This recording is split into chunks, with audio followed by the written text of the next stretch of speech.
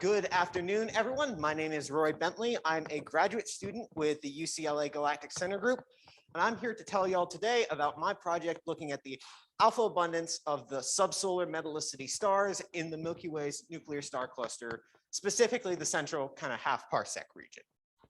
So let's get started. So the star formation history of the nuclear star cluster is not very well understood, and it's thought to have occurred through two primary mechanisms. First is this scenario up top. We call it the in situ formation scenario. And in this case, the stars making the nuclear star cluster form just about where we see them today. The second scenario is what we call the migration and merger scenario. And in this case, the stars form much further out in the galaxy, say in globular clusters or perhaps dwarf galaxies. And then these migrate inwards. The clusters or whatnot are disrupted, and the constituent stars mix to form the nuclear star cluster that we see today. How do we distinguish between these two scenarios and where the stars come from? Well, one of the ways is we can look at the chemical compositions of the stars themselves. In this talk, we're going to focus on two measures of the chemical composition: the bulk metallicity, M/H, which is just the total amount of metals in a star, and the second is the alpha element abundance, or alpha over Fe. The alpha element abundance is a ratio of the measure of the amounts of what we call the alpha elements here, and that to iron. These, when we plot alpha versus metallicity, we find that that these two quantities vary a lot depending on exactly where your stars form. Here we have a plot of alpha versus metallicity. They're measured logarithmically relative to solar, so the sun is at 0, 0. Stars that form in situ, we would expect them to have very high metallicities, whereas stars that formed in globular clusters would have fairly high alpha. They're these black points over here, and lower metallicities. And stars in dwarf galaxies, we would again expect them to have lower metallicities, but this time also lower alpha abundances. So what have we found when we've looked at the stars in the galactic center? Medium resolution spectroscopy, so say R4 or 5000, has found that the metallicity distribution of the nuclear star cluster is very wide. It varies from some of the highest metallicity stars known. See this orange distribution here reaches almost up to like metallicity is 1 or so. And then it spans roughly 2 orders of magnitude lower to some actually pretty metal poor stars compared to most other stars in the galaxy. This wide distribution suggests both in situ and migration and merger formation. However, we can't constrain exactly where this low metallicity tail came from with medium resolution alone. It doesn't tell you if these stars formed in, say, a globular cluster or maybe even a dwarf galaxy. We need higher resolution spectra to do that, because the alpha abundance actually has a quite subtle effect on the star's spectra. There has been some past work looking at the alpha abundances in the nuclear star cluster. However, the high crowding has meant that adaptive optics is required, and so these measurements have been very challenging, and they're few and far between. This plot just shows you the metallicity of stars measured that have alpha abundance measurements in the central region versus their projected distance from the galactic center. And you can see that all the ones within the nuclear star cluster, which is this dashed line, all have very high kind of metallicities, and there's none of them in the nuclear star, no low metallicity measurements in the nuclear star cluster so far. There is this one star out here, but this is well outside of the nuclear star cluster, roughly 40 parsecs in projected distance. So this is where my project takes off. We have obtained K-band NIRSpec spectra. So this is R of 24,000, capable of constraining the alpha abundance of 2 subsolar metallicity stars in the nuclear star cluster. These were taken with NIRSpec, so behind adaptive optics. And these 2 stars, which are located here and here, excuse me. So these stars have had their metallicities previously constrained by medium resolution spectra, but again, as I said, we don't know their alpha abundances. We also can measure the 3D velocities of the stars, and if we assume they're bound, then their 3D velocities place them well within the cluster. So before we jump into to what we found for the alpha abundance, we need to talk about our calibrations. And this is because the adaptive optics required us to take spectra in the K-band, in addition to the high extinction. And the problem with doing abundance measurements in the K-band is there's been very little past work looking at abundance, making abundance measurements in the K-band. And so what we had to do is essentially cross-calibrate our abundance measurements using K-band near-spec spectra of stars that have been previously studied in the Apogee survey.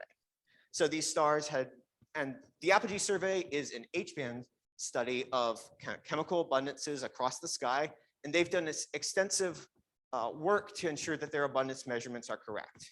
So what we're going to do is use these spectra, use our own methods to determine our own kind of best fit values for these stars, and then compare them to what Apogee has found. So our physical parameter determination, how we determine our abundances, is through a method called full spectrum fitting. And this varies from previous abundance measurements, where you have done stellar atmosphere modeling of specific spectral lines. By this time, we're fitting our entire spectrum all at once.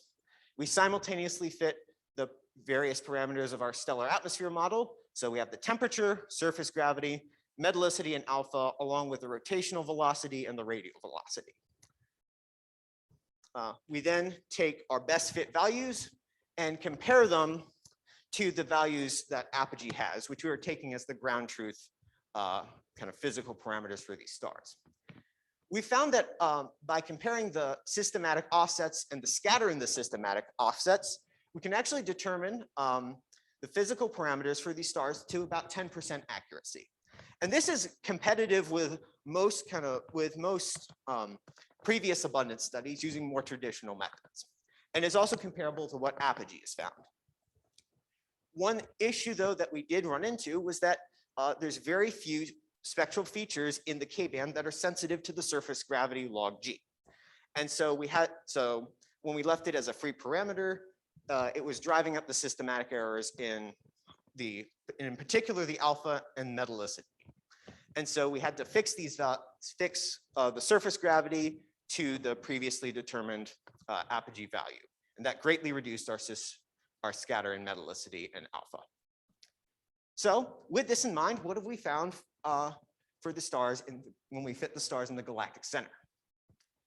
Well, first, we need to deal with that log G question, because the log G of the two stars in the galactic center haven't been previously constrained.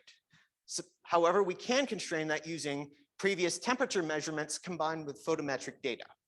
So we have, using the photometric data and the temperature, we were, along with some stellar evolutionary models of various ages and metallicities, we were able to constrain or place estimates on the surface gravity for these two stars, find appropriate values.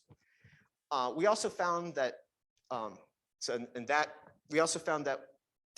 when we, excuse me, we found So we found that the surface gravity doesn't change that much, or the best fit values don't change that much when we change what we fixed the surface gravity to by values of about 0.4 dex. And this matches what we'd previously found in that the log G, the surface gravity doesn't have a big effect on the K-band spectra. So with that in mind, now we can look at our money plot right here, the alpha versus metallicity of our stars in the galactic center. So let me just explain this. So these two red points are the alpha and metallicity of our two stars in the galactic center. And the black points are kind of a representative sample of globular cluster values. So you have the alpha abundance and the metallicity. And this black dashed line marks the kind of the median globular cluster value. These green points and this blue shaded region are, again, a sample of stars from this time from dwarf galaxies. And you can see that our two galactic center stars are roughly midway between these two populations and actually consistent with both. And this means that we can't constrain exactly where these two stars came from, whether the low metallicity population came from, infalling globular clusters or dwarf galaxies. However, the fact that, okay, great. The fact that we have consistency with dwarf galaxies does raise the interesting possibility that perhaps the stars in the galactic center, the low metallicity population at least, originated in some dwarf galaxy infall in the past. And if there's dwarf galaxy material can reach the nuclear star cluster, this does have a lot of implications of how we think nuclear star clusters may have developed, and potentially how black holes accrete, or supermassive black holes evolve over time.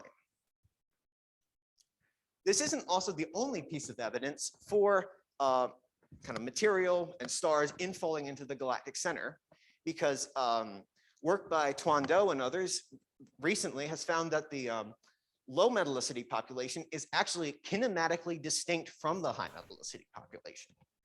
These plots are just radial velocity plots of showing against the sky of the high metallicity population and the low metallicity population.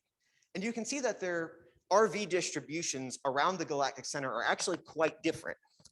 And we think that this this strong distinction and this very anisotropic distribution in the low metallicity population is the remnants of a cluster infall, or perhaps a dwarf galaxy infall. And we found that these structures can actually persist for gigayears at a time. And so with that, I'm going to leave up my conclusions. So the alpha abundance suggests that the low metallicity population of stars in the nuclear star cluster could potentially be from an infalling cluster, or more importantly, perhaps a dwarf galaxy, and that we're able to accurately reproduce their physical parameters to about 10% accuracy. So I have a first author paper, which is going to be submitted soon, Bentley et al. 2021. And so if you have any questions, feel free to ask, or more details will be provided in the paper. Okay. All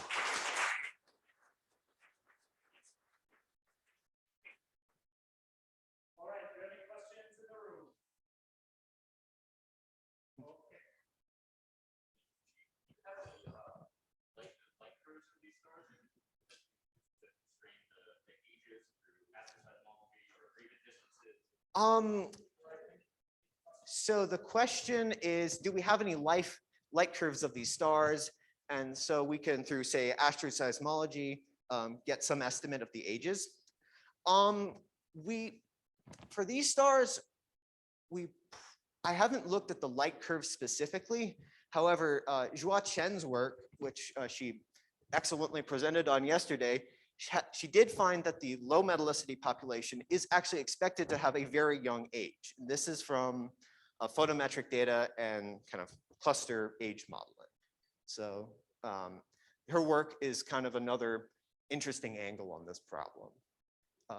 Yes.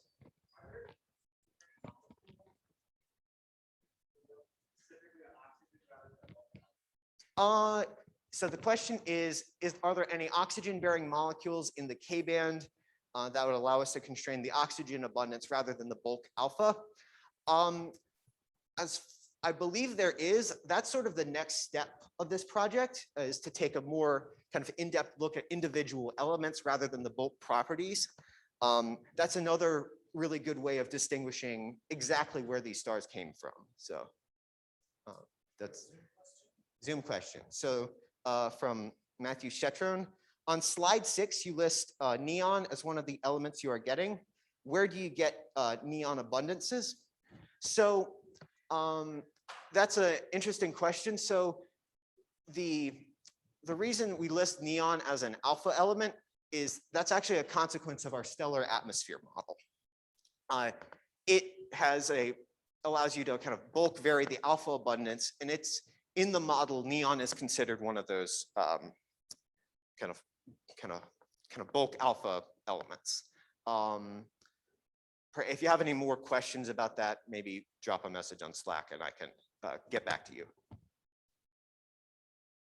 Any other questions? Oh, Judah.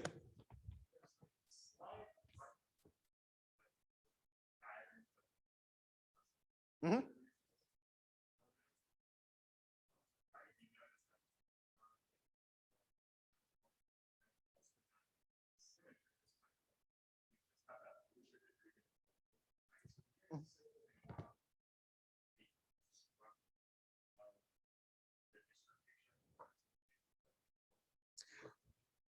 So the question is, on this right plot, you not only have like very different distributions, but you also have the negative radial velocities are only constrained to this lower right corner.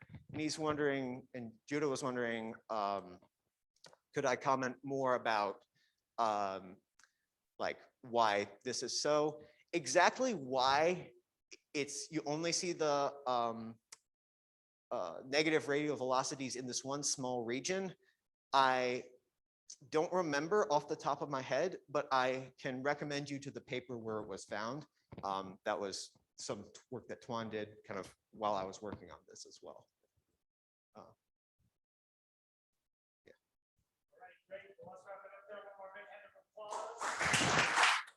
of applause.